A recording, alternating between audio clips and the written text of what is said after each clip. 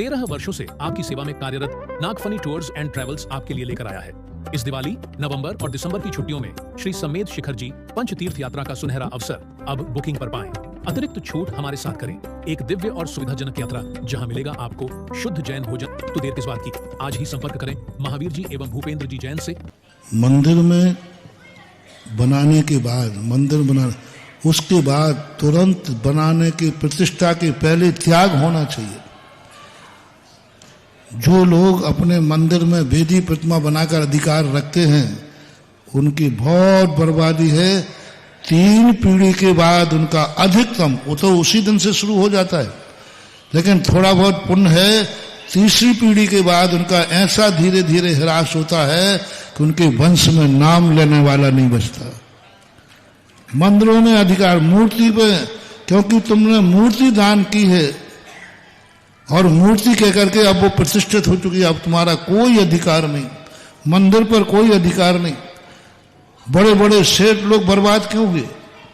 मंदिर बनाए और अपने परिवार के कब्जे में रख लिया, अपने परिवार का ट्रस्ट बना दिया।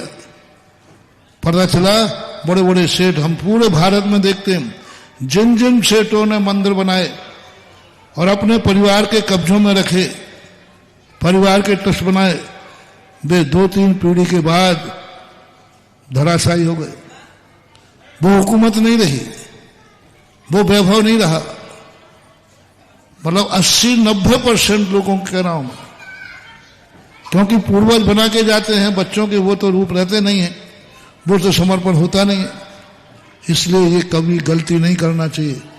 मैं तो अपने भक्तों से जब भी कोई मंदिर बनाता है, मूर्ति प्रतिमा, पंचकल्याणक के पहले के श्रीफल चढ़वा देता हूं कि आज के बाद तुम्हारा इस मंदिर में मूर्ति पर कोई अधिकार नहीं है। समाज जो चाहे वैसा करे, हमसे पूछने की कोई जरूरत नहीं है। और बीच में यदि तुम्हारा ममत्व रखते हो तो बर्बादी है, निश्चित बर्बादी है। यदि तुम उसके प्रति कोई भी थोड़ा भी ममत्व रखते हो तो नहीं रखना चाहिए। एक सेठ ने मंदिर बनाया, जब मंदिर को विराजमान करने की मूर्ति की बात आई, करोड़ों रुपया उसने लगाया, तो समाज ने कहा महाराज विराजमान ही, हमने कहा नहीं विराजमान करना। बोले महाराज जी ने करोड़ों रुपया लगा दिए, अब मूर्ति विराजमान की बोली तो 2-5 लाख की है, हमारे भाव हैं सेठ जी बैठा ले। मैंने कहा आपका सेठ बैठा लेगा, मेरा भक्त नहीं बैठा लेगा। हमने उनसे कहा सेठ जी यदि समाज की मानना हो तो बैठा दो और मेरी मानना हो तो मत बैठाना। अब पूरा मंदिर बनाया, पूरा पंचकल्याण किया, अब भगवान को विराजमान न करने की बात आई, मैंने रोक दिया। सेठ जी कह रहे मैं तो महाराज की मानूंगा, बैठ गए वो। हमने आप मंदिर का त्याग कर दो, मेरा मंदिर नहीं, मैंने देखा नहीं, मेरे कोई लेना देना नहीं। अब बोरी लगी तो मैंने बाजू में उनको बैठा लिया था। हमने सेठ जी बोरी अपन को छोड़ना नहीं है।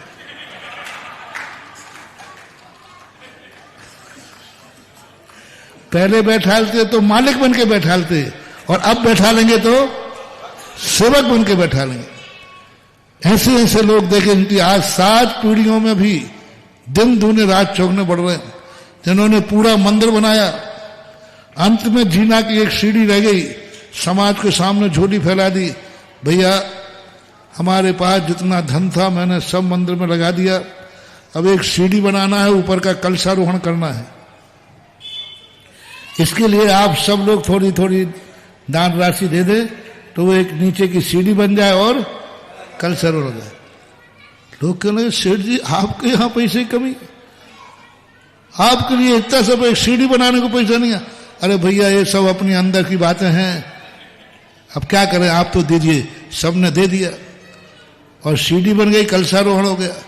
जब सम्मान की बात आई कि सेठ जी ने मंदिर बनाया, उन्होंने कहा रुको, first impression is last impression.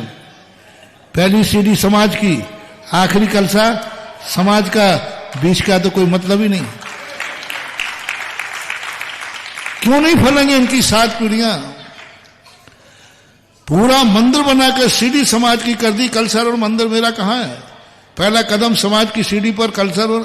ऐसा त्याग करते, ये अधिकार और कब्जा बना करके बाद में कहते हैं महाराज हमने जब से मूर्ति बैठा ली हम बर्बाद हो गए, हमारे पूर्वजों ने मंदिर बनाया हम बर्बाद हो गए।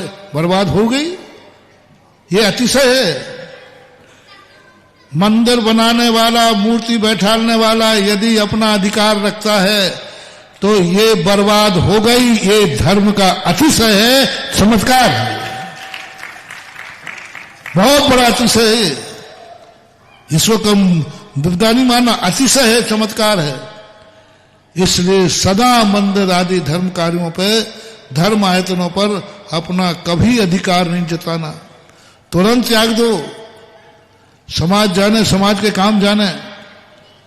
हमारी तरफ से तो बड़ी है, ऐसे ही त्याग देना चाहिए जैसे आप नारियल छोड़ देते हैं। अब इस नारियल को कौन उठाएगा? कोई नहीं, हमने त्याग दिया। दान दी हुई वस्तु का अन्न था, फिर आप तैयार रहिए उसके हद से। जहां जहां मैं सारे भारत में देख रहा हूं, जिन जिन ने वेदियों पर, मूर्तियों पर, मंदिरों पर अपने कब्जे जमाए, उनका हिरास हो जाता है। आगम का वचन है, शास्त्र है, नहीं करना चाहिए। एक शिला विराजमान करने का सौभाग्य प्राप्त कर रहे हैं सुभाष जी जैन, सुमित जी जैन, दिल्ली NCR। कृपया उपलब्ध हो तो आ जाएंगे, शिला विराजमान करेंगे। साथ ही एक असीमकालीन भक्तामर के लिए अपना नाम दे रहे हैं डॉक्टर उर्वी जी, डॉक्टर भुवन जी, संगीता पंकज, सूर्यकांता कांतिलाल जी, डॉक्टर बामिल जी एवं समस्त जैन परिवार सागवाड़ा डूंगरपुर। बहुत धन्यवाद। जिज्ञासा रखें प्रमोद जी मंगलदीप, कोषाध्यक्ष दर्शनोदय कमेटी। और अगली जिज्ञासा अंजू जी शरद जैन, काला पीपल की ओर से। गुरुदेव के चरणों में त्रिवार नमोस्तु नमोस्तु नमोस्तु। गुरुदेव, मुझे शास्त्रों को ज्ञान ज्यादा नहीं है, ना मैंने इष्टोपदेश पढ़े, ना अष्टबाहुर शास्त्र पढ़े। मैं तो गुरुदेव आपके प्रवचन सुनता हूं और प्रवचन के माध्यम से ही मुझे चारों युगों की वाणी सुनने को मिल जाती है। गुरुदेव, जब मैं आपके प्रवचन सुनता हूं, उन प्रवचनों में